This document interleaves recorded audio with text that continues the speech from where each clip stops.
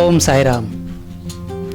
Sai web TV Shirdi के माध्यम से साई की कहानी साई भक्तों के संग इस कार्यक्रम में मैं शिरडी से प्रवीण महामुनि आप सभी साई भक्तों का दिल से स्वागत करता है। तो आइए आज के इस एपिसोड में, जैसे हमने पहले कहा था कि इस एपिसोड में हम लोग बाबा ने किस तरह एक शेर को मुक्ति दे दी, इस कथा को हम लोग बड़े विस्तार से देखेंगे।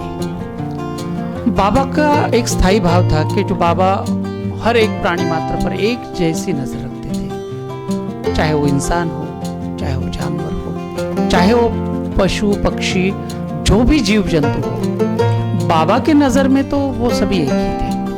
बाबा सबको एक ही नजर से देखते थे, और चाहे जंगली श्वापद हो या पालतू जानवर हो, बाबा को कोई फर्क नहीं पड़ता था। बस बाबा उसके मन के भाव देखते थे। उसके मन में जो भाव आते थे उसे कोई साधारण व्यक्ति तो पढ़ नहीं पाता, क्योंकि जानवरों के भाव कुछ अलग होते।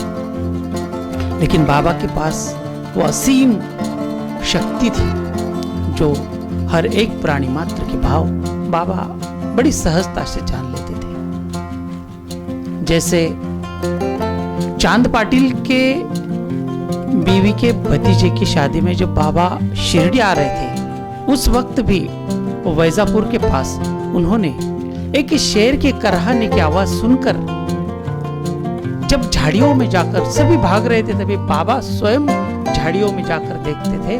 देखकर आए तो उन्होंने देखा एक शेर के पंजे में बहुत बड़ा कांटा धंस गया है, और तभी उस शेर के आंखों के भाव बाबा ने जान लिए, और वहां जाकर उस शेर का पंजा हाथ में, भले शेर गुर्रा रहा था, लेकिन अंदर से उस शेर को लग रहा था कि कोई ना कोई है जो मेरी मदद करने के लिए मेरे पास आ चुका है। एक कहते हैं कि एक एहसास था उस शेर को कि मेरी जान अब बचने वाली है, और उस एहसास के साथ वो शेर अपना पंजा बाबा के हाथ में देता है। बाबा हल्के से, शेर को पता नहीं चलता, और वो कांटा उसके पंजे से निकाल देते हैं, और तभी अपने कफनी से एक चिथड़ा तोड़कर बाबा उसको पट्टी बांध देते हैं, और शेर झाड़ियों में चला जाता है। इससे यह प्रतीत होता है कि बाबा हर एक प्राणी मात्र के मात्र आवाज से उसकी परिभाषा या उसके भाव जानते थे। बाबा ईश्वरीय अवतार थे, इसमें कोई संदेह नहीं कि बाबा ईश्वरीय अवतार थे, क्योंकि बाबा उस बात पर विचार करते थे जो बात हमारे बहुत परे है, हमारे सोच से बहुत दूर की बात है, हम ये बात सोचते भी नहीं। इसीलिए कहते हैं कि जहां साइंस खत्म होता है, वहां साईं बाबा शुरू हो जाते हैं। यहाँ तो शिरडी में तो हमारे यहाँ पर डॉक्टर्स भी कहते हैं कि अगर उनके इलाज भी थक गए तो वो भी कहते हैं कि अब बाबा ही इसको बचा सकते हैं। मतलब अगर कोई केसेस उस स्टेज तक चली जाती है यहाँ, तो डॉक्टर्स भी कहते हैं कि अब इसे बाबा ही बचा लेंगे। मतलब यहाँ तक के डॉक्टर्स भी बाबा पर इतना भरोसा रखते हैं। यहाँ तो द्वारका माई में बाबा बैठकर पूरे विश्व का, जो विश्व का चक्र है, वो बाबा यहाँ शिरडी में बैठकर चलाते थे। बात आती है पशु पक्षी, इंसान, जिनके प्रेम की बात आ जाती है, जो अपनी भाषा से या अपनी वाणी से अपने भाव प्रकट कर सकता है, बाबा उसकी बात सुन लेते थे। लेकिन जो प्रकट नहीं कर सकता, जो बात नहीं बता सकता, बाबा उसके भी भाव बड़े सरलता से जानते थे। अब मात्र शेर इतना कहने से लोगों के मन में एक थोड़ा सा डर पैदा हो जाता है, शेर। लेकिन यही शेर की इच्छा थी कि मेरा मरण या मेरी मुक्ति, या मुझे जो अंतिम सांस लेनी है, वो इस साई ईश्वर के चरणों में लेनी है। अब बताइए इस प्राणी की इच्छा कौन पूरी कर सकता है? मराठी में कहावत है कि आले देवाजीच्या मना तेथे कोणाचे चालेना। मतलब जब भगवान के मन में आता है तो किसी की भी नहीं चलती। इसलिए मराठी में अच्छे से कहावत है, आले देवाजीच्या मना तेथे कोणाचे चालेना। इसीलिए जब स्वयं सिद्ध साईं बाबा के ही मन में आया कि उस शेर के मन की जो इच्छा है वो मैं पूरी कर दूं, और इसी का प्रयोजन कि जब शेर खूंखार शेर था, लेकिन दो मदारियों ने उसे पाला था। गांव गांव शहर शहर भटक कर उस मदारी के जरिए शेर अपने कर्तव्य दिखाता और दो पैसे वो लोग कमा लेते थे। शेर को भी थोड़ा बहुत खाना मिलता था और साथ ही साथ में वो शेर उन दो मदारियों का परिवार चलाता था। देखिए आज भी हम प्राणियों के जरिए अपना चरितार्थ चला रहे हैं, लेकिन कहीं ना कहीं हम उनकी भावनाओं के साथ खेलते हैं। लेकिन बाबा को ये सब चीजें मंजूर नहीं थी। अतः शेर बूढ़ा हो चुका था, उठने बैठने लायक नहीं था और शायद उस शेर का अंतिम समय नजदीक आ चुका था। और उस शेर की इच्छा थी जो बाबा ने जान ली थी। इसीलिए उन मदारियों के मन में ही बाबा ने विचार डाल दिए कि इस शेर को अगर शिरडी के साईं बाबा के चरणों में लेकर जाए तो शायद यह शेर ठीक हो सकता है, पहले जैसे अपने कर्तव्य दिखा सकता है और उसी से हम दोनों का चरितार्थ चल सकता है। देखिए इसे कहते हैं भक्त को अपनी ओर खींचने की चेन।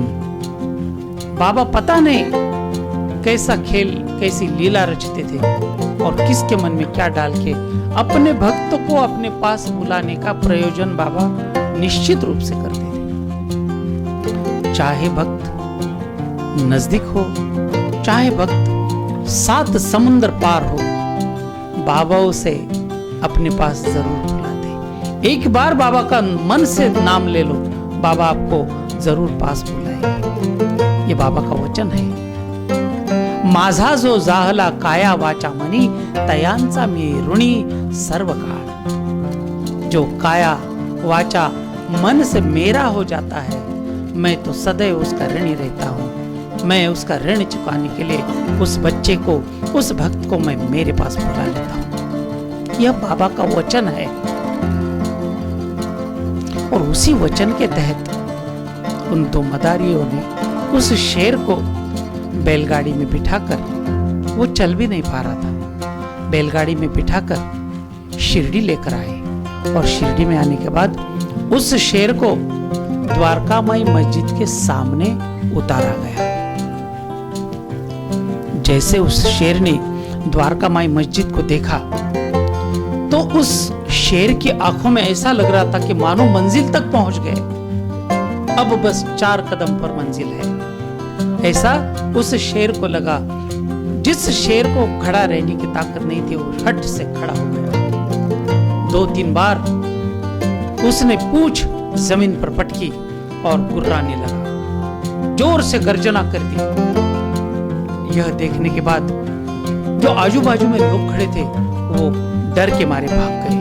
अचानक शेर का आगमन शिरडी में हुआ। यह देखने के बाद उस वक्त की स्थिति में लोग डर के मारे भाग गए।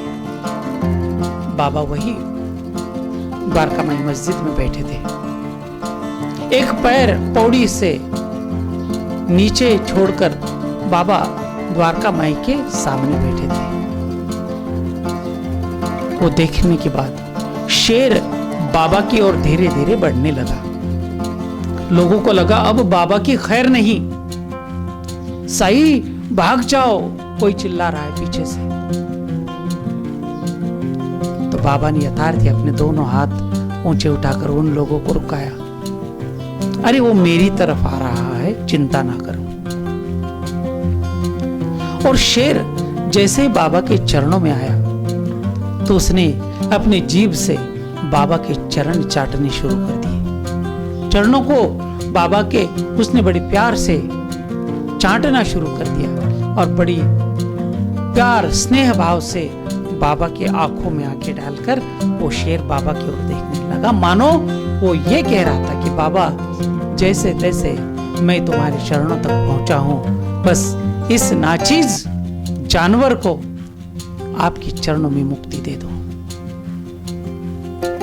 बहुत बड़ी बात है यह समझने के लिए बस एक सहृदय या कोमल प्रेम भरा हृदय चाहिए। जो आज साईं भक्त इस कथा को श्रवण कर रहे हैं वो महसूस करे कि क्या शेर अपनी आंखों से बात कर सकता था या बाबा के साथ अपनी आंखों से गुफ्तगू कर सकता था। तो मैं तो कहता हूं कि जरूर बाबा के और उन दोनों के बीच आंखों से बहुत सारी बातें एक क्षण में पूरी जिंदगी की बातें हो चुकी होगी। बाबा ने बड़े प्यार से उसके सर पर हाथ रखा। अरे जंगल के राजा, आज तुम्हारी ये दुर्दशा मुझसे नहीं देखी जा रही है। अगर तुम जिंदा रहोगे तो भी तुम इस हालत में बहुत ज्यादा दिन तक जिंदा नहीं रहोगे और तुम्हें ज्यादा से ज्यादा तकलीफ होगी। इसीलिए चिंता ना करो, बहुत ही सही जगह पर, अच्छी जगह पर भागवत के भगवान के चरणों में तुम आ गए हो और तुम्हें मुक्ति अवश्य मिलेगी। देखिए बाबा ने जैसे उसके सिर पर हाथ फेरना शुरू कर दिया, उस शेर का गुर्राना धीरे धीरे धीरे धीरे कम होता चला गया और एक क्षण ऐसा आया कि उस शेर के मुख से लार जो टपकती है वो साईं चरणों में गिर गई और वहीं पर उसने अपने प्राण बाबा के चरणों में उस शेर ने त्याग दिए। बोलिए साईनाथ भगवान की जय हो। एक क्षण तो बाबा की आंखों में भी आंसू आ गए। एक बेजुबान जानवर जिसे हम हिंस्र कहते हैं, जंगली कहते हैं, उसने भी एक भगवान के चरणों में अपनी अंतिम सांस ली। इससे बड़ा क्या उदाहरण हो सकता है कि साईं कितने प्रेमल हृदय के थे, कितने प्यारे हृदय के थे और सबके साथ उनका कितना प्रेम भरा संबंध था। शेर के मरने के बाद बाबा ने ही कहा, गांव वाले लोगों को इकट्ठा किया और बाबा ने ही कहा कि जो शनि मंदिर है, शनि मंदिर के पास जो गणपति मंदिर, शनि मंदिर और भोले बाबा का जो महादेव मंदिर, उन 3 मंदिरों के सामने इस शेर को दफनाकर इसकी विधिवत अंतिम संस्कार किया जाए। और बाबा के कहने के अनुसार शिरडी वालों ने बड़े प्रेम के साथ उन 3 मंदिर के सामने एक गड्ढा खोदकर बड़े प्यार से उस शेर का साईं भक्त जंगल का राजा कहकर उसका प्रेम पूर्वक अंतिम संस्कार किया। आज भी उनकी समाधि, शेर की समाधि वहां पर है और बाबा के द्वारका माई में जहां पर शेर आया था वहां पर बाबा के पास ही पत्थर के बाजू में शेर की मूर्ति है, जो मैंने पहले एपिसोड में बताया था। तो आइए, यहां तक कहानी शेर की है। आइए तो हमेशा की तरह आप सभी साईं भक्तों के लिए एक सुंदर सा भजन लेकर आए हैं, क्योंकि इसमें हमेशा इस भजन के साथ मैंने एक चीज आपके साथ शेयर करने की कोशिश की है कि कभी किसी का दिल नहीं दुखाना चाहिए। और किस तरह से इस भजन की लाइनें हैं, आप जरा गौर से सुनिएगा। नहीं चाहिए दिल दुखाना किसी का, नहीं चाहिए दिल दुखाना किसी का, सदा ना रहा है सदा ना रहेगा जमाना किसी का, नहीं चाहिए दिल दुखाना किसी का, नहीं चाहिए दिल दुखाना किसी का। आएगा बुलावा तो जाना पड़ेगा, सर तुझको आखिर झुकाना पड़ेगा। आएगा बुलावा तो जाना पड़ेगा, सर तुझको आखिर झुकाना पड़ेगा।